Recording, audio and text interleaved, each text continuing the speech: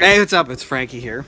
I want to talk about something that happens a lot in an agency, and if it happens to you, it's hard not to take it personally, which is called disappointed, unhappy, I'm gonna fire you, you did not live up to your promises kind of clients. So let's get into that.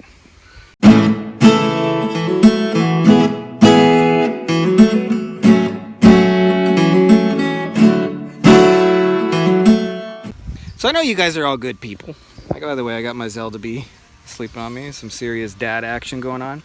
I know you guys are all good people watching this, and when you make promises with clients, you intend to keep those promises 100% of the time. And often, or I shouldn't say often, but sometimes what happens, you get into that client relationship and you go in there thinking, I'm going to help this person. I'm going to make their life better. I'm going to SEO their website. I'm going to run some Facebook ads. I'm going to bring them some business. I'm going to improve their life. I'm going to help them make more money and all those kind of things. And sometimes it turns out to be harder than that. We just had one of our mastermind members scaled really, really quickly. He was in a situation where he had no clients and worked really, really hard to get a bunch using the stuff that we were teaching him.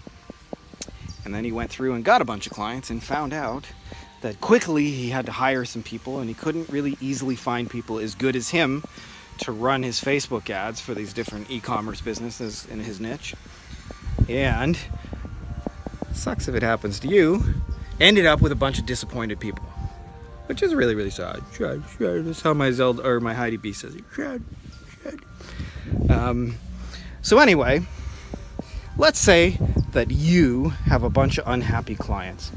I'll tell you some things in here, some general principles that will make your life easier. Firstly is unhappy clients happen the most often when you are scaling from one stage to another.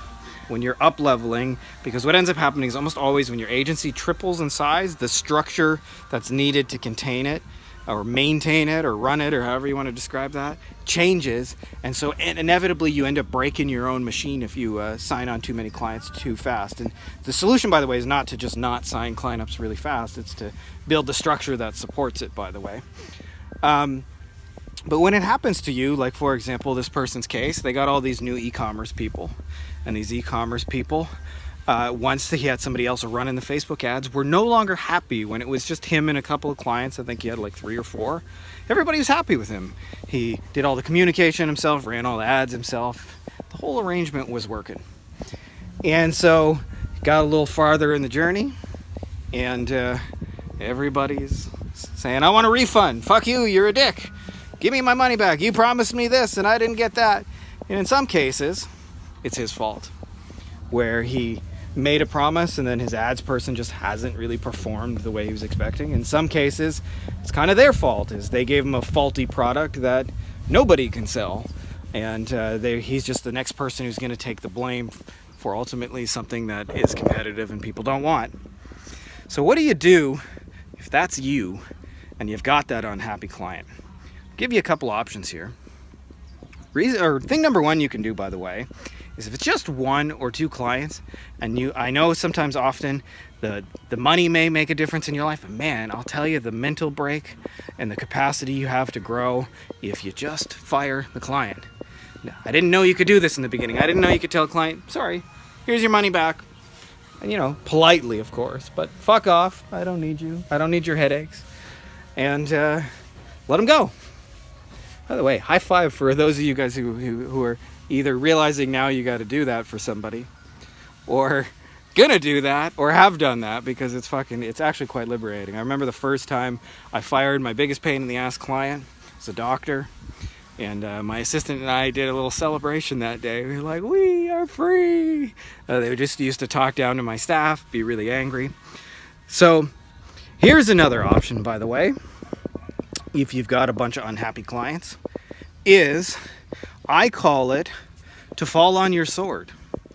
Just tell them the truth. So I'll tell you, I was going from stage 3 to stage 4 in my agency, to the point where we were big enough that I didn't know most of my clients personally at all. When you first start your agency, you know all of them.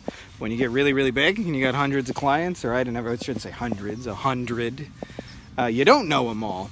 In fact, most of them know your salespeople and your staff a lot better than you. And I remember my salesperson signed somebody up, and then he quit the next day, and some kind of communication got dropped, and I had a client that I didn't even know I had.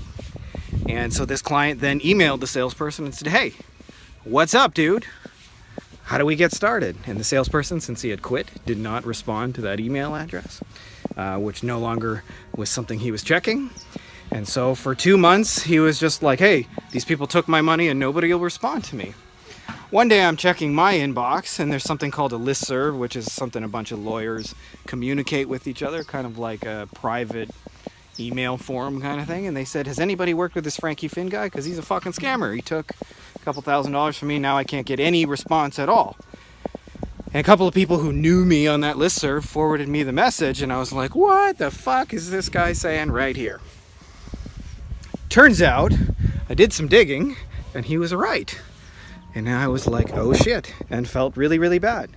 And so I didn't try to bullshit it. I didn't try to say like, oh, you know, my dearest apology. I just said, or I did apologize. I just said something like, hey, I forget the guy's name, but let's call him Joe. I said, Joe, I'm really sorry. Like, to be quite honest with you, we're in a stage of our agency where we had something really good we put together, and I've probably grown it faster than you know, like, we could handle. And the truth is that, like, some quality control things have been slipping, and it's not all that different than when your law firm grows really quickly. An agency is a lot like that. And I don't mean for these balls to get dropped, but the situation was you got brought in by a sales guy who quit the next day, and I didn't even know I had you. And I didn't, you know, we got enough payments coming in, I didn't notice. So I said, you know, this is just the truth of the situation, but what I'd like to do, if you're okay with you, is to make it right, because I do think you deserve what you asked for and what you paid for, and I honestly just didn't even know. I just found out this was a problem this morning. I know for you it's been a problem for 2 months, and for that I deeply apologize. And so you can just do the fall on your sword and just tell them the truth. And that magic phrase, by the way, the thing that turns it around is, I would like to make it right. So in this case, to me, making it right was, hey, I'm going to give you 6 months for free of this service. I'm going to help you grow, and I'm going to deliver on those promises and then some. This is not how I normally run business, and I'd like to just, you know, do something to make it right. And I sent him a little gift in the mail and a thank you note for allowing us the chance to make it right.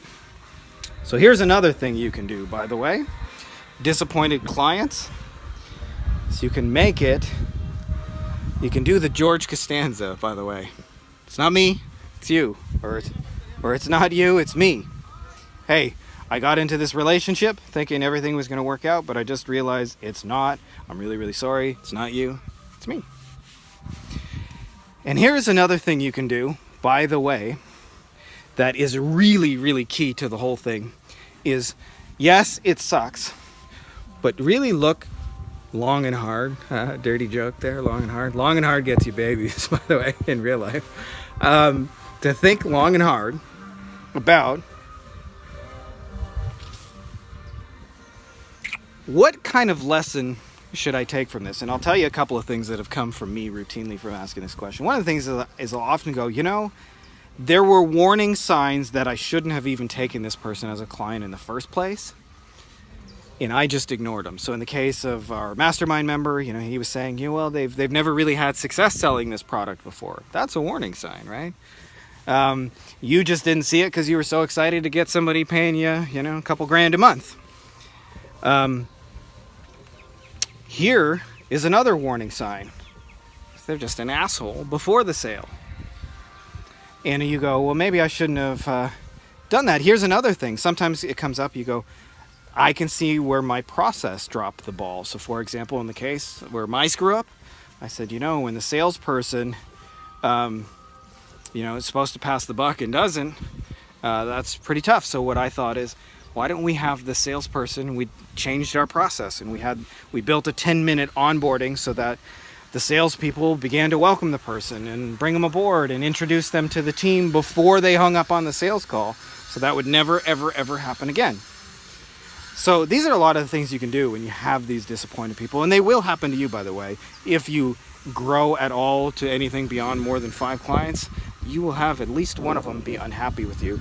And I'll tell you the biggest thing to take from it is what most people do, at least most people that care, like people like you, they think the most about the unhappiest clients, and what you need to do is get really, really clear about the ones who are happy and the ones who it is working for, and then start to be more intentional about bringing those people in. And what you'll find is if you do that long enough, you just won't have any unhappy clients because you'll have cloned your best clients on purpose. So I hope that's helpful to you guys out there who've had the disappointed client.